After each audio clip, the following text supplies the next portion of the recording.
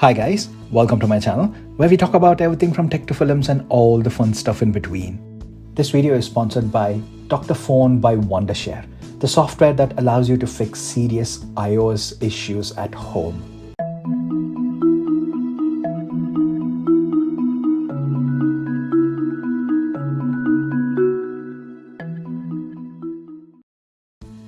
So guys, the more and more Apple opens up iPadOS, the closer it keeps getting to be that perfect laptop replacement for most users.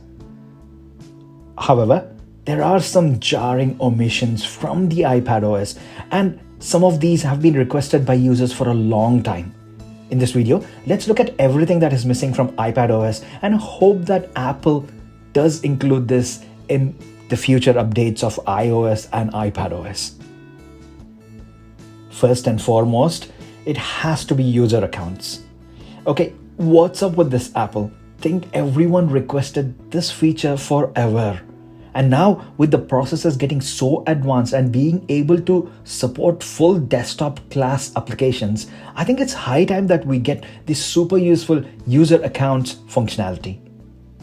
Wouldn't it be cool to have your own profile on your iPad so when you share your device with your kids or your friends, they don't have access to sensitive information or your apps such as banking and payments? If not a full-blown user accounts functionality, even the ability to create a guest account would be super useful. As when you lend your iPad to your friends or your family members, then it would be good to not allow access to things like your social accounts or email or even your banking apps. So just a simple change, and this will be so useful for iPadOS and for all us users. Next, let's look a bit more detail into users' privacy. First is the ability to truly hide pictures. You can easily hide pictures by using the share menu option. And then the picture neatly shows up in a section called hidden. Really pointless, right? But the recent iPadOS update added a setting which will allow you to hide this hidden section. All you need to do is go to settings, then photos, and toggle this hidden album button to off. Now, the hidden albums doesn't appear in your photos library, but anyone who saw this video or even who knows how to Google about unhiding the hidden pictures album will get clear instructions on how to do so. So what's really the point of it? A better solution is that when you go to that section and try to enable that hidden album, you get a passcode. Not the generic system passcode or Touch ID or Face ID, but a custom one. That would be super useful, right? Apple, can we please have this feature? Still staying on pictures, we all felt the need of searching pictures at some point or the other, trying to find that right one amongst thousands of your photos in your photo library. The search algorithm only goes so far in recognizing pictures based on how they look. But if we had the ability to just name a picture, then that would be so easy to find it later.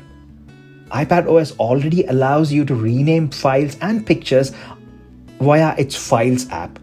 But it would be super useful if this functionality is extended to the Photos app as well. Next, folders. A neat way of organizing apps on your iPad. And having the ability to password protect them would take this to the next level. If user accounts is still a no-go for some reason, then this would work as the perfect alternative. You can hide all your important and data-sensitive apps in folders and then password protect them. Next point is proper external monitor support. See, iPadOS allows you to hook up external monitors via the right HDMI cable and an adapter, which seriously boosts productivity of the iPad. But the functionality ends there. There is no option to adjust the resolution according to the external monitor, nor options like extend the display or turn off the iPad display altogether and just use the external monitor as the main display. Windows has this feature forever. Even PlayStation or any other gaming console has this ability. So why not the iPad? Especially when it's advertising itself as being that proper laptop replacement. The current mode just mirrors both the displays At least the iPad turns off its display whilst streaming movies. But having a proper external monitor support without having this side ugly black bars would be so amazing. I will try and show this with the Pictures app, where for some reason the photos, they do fill up the whole screen. And whilst we're talking about laptop-like functionality, then let's talk about the mouse pointer support on iPadOS. It really is a welcome addition where you can just hook up any Bluetooth or wireless mouse. However, the shape of the mouse pointer is a puck. It is like this dot and not your traditional mouse pointer from Windows or Mac. I think at least on Pro apps, if they give us the option to change the shape of the mouse pointer to a standard one, then that would allow better precision control whilst using apps like iMovie, LumaFusion, Excel, Numbers, etc. Which brings me to the sponsor of this video, Dr.Fone by Wondershare. Now, iOS is one of the best mobile operating systems in the world, but even the best ones sometimes fail. And when that happens, it seems like the end of the world, especially considering the important role iPhones and iPads play in our lives. But not to worry, this is where the amazing software Dr.Fone from Wondershare comes into picture. This software allows you to safely repair your iOS and iPadOS system issues at home. You can sort anything from your iOS device stuck in the recovery or DFU mode to boot loop, white and black screens of death, and even frozen iPhones or iPads. What's really nice is that the standard mode can fix most iOS issues without any data loss. Dr.Fone also makes the process very simple. All you need to do is download the software, install it, and then choose the system repair option. Once the app opens, you turn your iPhone or iPad off and connect it to the computer. Then press and hold the combination of buttons as the software shows for different models, and then let go when the Connect to iTunes screen appears. And that's pretty much it. You then let the software do its thing in fixing your iOS device. It's really that simple. The amazing thing about Dr.Fone is that it supports all iPhone, iPad, and iPod Touch models, and even extends its support to iOS 14. So a really useful software, guys. All the links are in the description below. Please do check them out. Next, let's move on to downloads. See, like proper desktop OS, you can download files on iPadOS to the Files app. It will allow you to download picture files, videos, and even MP3 files. For pictures, it does ask you whether you want to save it to the Files app or the Photos app. But same is not the case with MP3 files. It would be so useful if you have the option to download MP3 files directly to the iPod app. That really would be perfect, and you can actually build your music library not just from iTunes, but from other music sources as well. Next, iCloud upload options. See, if you use iCloud and if you want to stop a picture or video file from being uploaded to iCloud temporarily, then the only way to do this is to save your video or picture and rush to the Photos app and get to the bottom bit and stop it from there. In most cases, if it's a small file, then you'll miss this option. It will be good to access this from some settings section where you can temporarily stop from pictures and videos getting uploaded to the cloud. Next, let's look at shortcuts. Really cool tool, and I've seen some amazing options which people have come up with.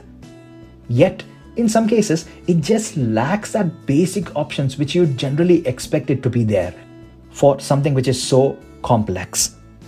For instance, if I have to create a shortcut allowing me to adjust the frame rate of my iPad Pro, then that option is not there.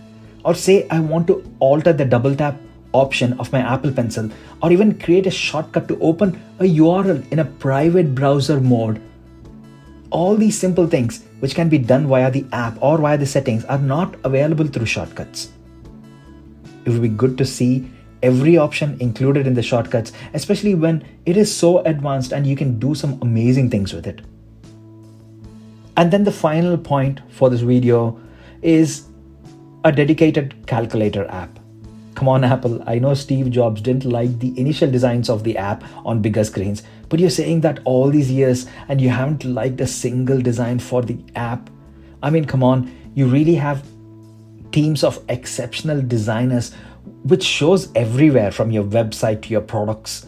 And you're saying that they are unable to come up with a calculator app design?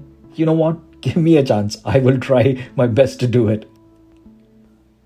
So those are the things which I feel that iPadOS should have, which will bring it even closer to being that perfect laptop replacement. What are your thoughts, guys? Did I miss anything? Is there something on your list which you want to see badly on the next version of iOS and iPadOS? Do comment down below and let me know.